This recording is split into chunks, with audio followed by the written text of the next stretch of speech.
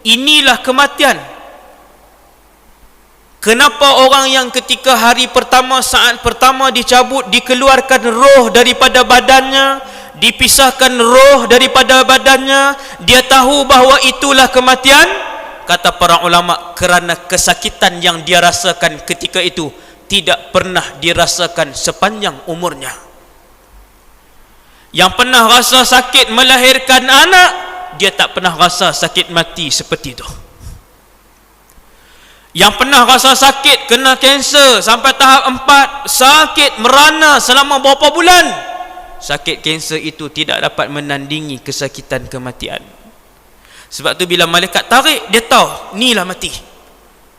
Sebab dalam hidup dia, dalam hidup siapa-siapa saja, sakit kematian itu tidak pernah dirasakan oleh mereka. Sakit itu mati.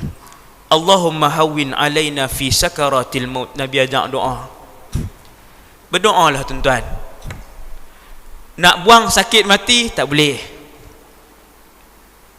Nak kurang boleh. Apa doa dia? Allahumma hawwin alaina fi sakaratil maut. Maksud dia, ya Allah, ringankanlah ketika mana kami menjalani sakaratul maut.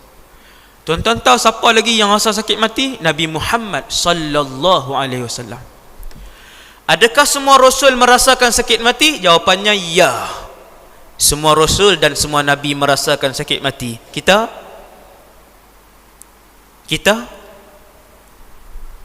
Ustaz, kalau waliullah, Ustaz, wali kekasih Allah. Lah ni kita duk sebut ni, Nabi Muhammad merasakan kesakitan mati. Hadis sahih riwayat Sayyidatuna Aisyah. Ada dalam Bukhari ataupun Muslim hadis ni, bahawasanya Nabi mula sakit pada akhir bulan Safar. Nabi meninggal, Nabi wafat 12 Rabiul Awal. Nabi mula sakit pada akhir bulan Safar. Lepas Safar apa dia? Muharram, Safar, Rabiul Awal. Akhir bulan Safar Nabi sudah sakit. Kepala Nabi sudah diikat, badan Nabi sudah menjadi terlalu panas, sampai ikat kepala dengan satu kain yang berwarna kuning. Bukan sunnah warna kuning lah. Waktu tu kain tu yang ada. Saya tuan-tuan pun cari warna kuning. Disebabkan terlampau sakit kepala Nabi, maka diikat kepalanya. Lalu datang para sahabat. Antara yang rapat yang menziarahi Nabi adalah Abdullah ibn Mas'ud. Lalu dipegang badan Nabi, lalu ditarik tangannya. Abdullah bin Mas'ud tarik. Ya Rasulullah, sesungguhnya badan kamu begitu panas. Maka jawab Nabi SAW, inni u'aku kama yu'aku rajulani minkum. Sesungguhnya setiap kali Allah mengujiku, Allah akan mengujiku dengan kesakitan dua lelaki dari kalangan kamu. Kalau tuan-tuan sakit kepala, bayangkan Nabi 2 kali sakit kepala tu. Tuan-tuan sakit gigi, tuan-tuan kena ingat Nabi 2 kali kalau sakit gigi. Hak kita duk rasa tu. Kalau tuan-tuan demam panas, maka Nabi 2 kali lebih panas, 2 kali ganda daripada apa yang tuan-tuan rasa. Niat Nabi sebut, inni u'aku kama yu'aku rajulani minkum. Nabi kata kat sahabat tu, bila sahabat kata, ya Rasulullah, panas sangat ni, Nabi jaga, Nabi pitam. Ini hari terakhir, Nabi jaga, Nabi pitam. Kemudian Nabi terjaga. Nabi pun ambil air buh di muka. Sayyidina Ali apa semua hak terdekat ni ambil air, pocik tubuh Nabi. Apa Nabi sebut? Nabi kata, ala inna lil mauti la sakarat. Sesungguhnya bagi kematian itu ada kesakitan. Maka tahulah Aisyah ketika itu, kekasih Allah Subhanahu wa taala Muhammad sallallahu alaihi wasallam, baginda juga merasakan kesakitan mati. Takut tak kita dengar? Takut kita dengar insaf kita.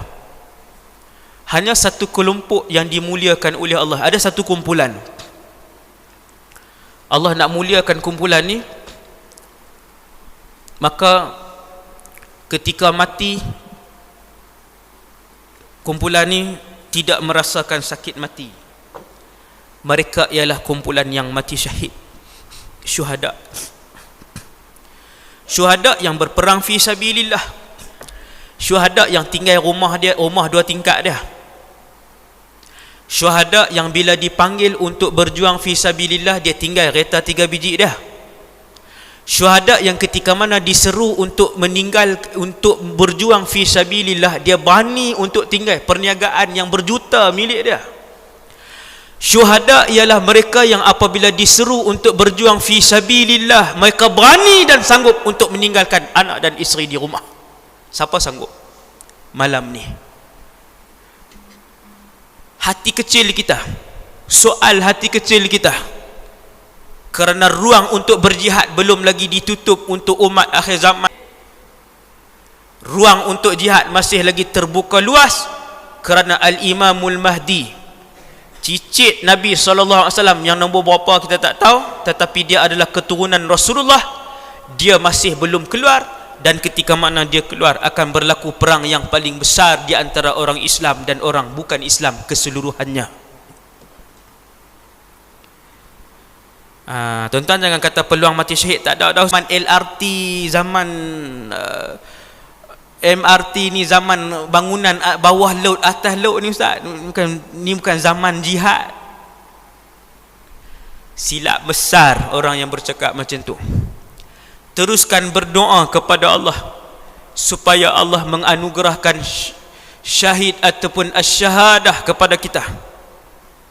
Sesungguhnya orang yang sentiasa, laki ke perempuan, yang tiap-tiap malam sebelum tidur minta dengan hati yang ikhlas, bersungguh-sungguh kepada Allah, ya Allah, urzuqni syahadah, muliakanlah aku dengan syahadah, maka dia akan dibangkitkan di padang mahsyar, duduk dalam kumpulan syuhada, walaupun dia mati di atas katilnya, kata Rasulullah, wa in mata ala firashihi. Nah, ni dah dapat dah rahsia sebut. Nabi kata wa in mata ala firashihi, walaupun mati di atas katilnya. Tiap-tiap malam lepas baca doa, berlinang air mata, ya Allah, kurniakanlah kami asy-syahadah. Kerana zaman ni kami nak masuk syurga dengan cara apa, ya Allah? Zikir kami kurang, Quran kami kurang, sembahyang kami tidak khusyuk, sedekah kami kurang. Gaji 8,000, duit Jumaat RM5 ya bu. Punya kedekut, punya takut miskin. Nak masuk syurga apa? Punya takut miskin, nak masuk syurga. Sedangkan Nabi bersumpah takkan kurang duit orang yang bersedekah. Bersumpah-sumpah Nabi, takkan kurang duit orang sedekah. Tapi tak yakin kita dengan Allah Subhanahu wa taala. Syuhada tak rasa sakit hati.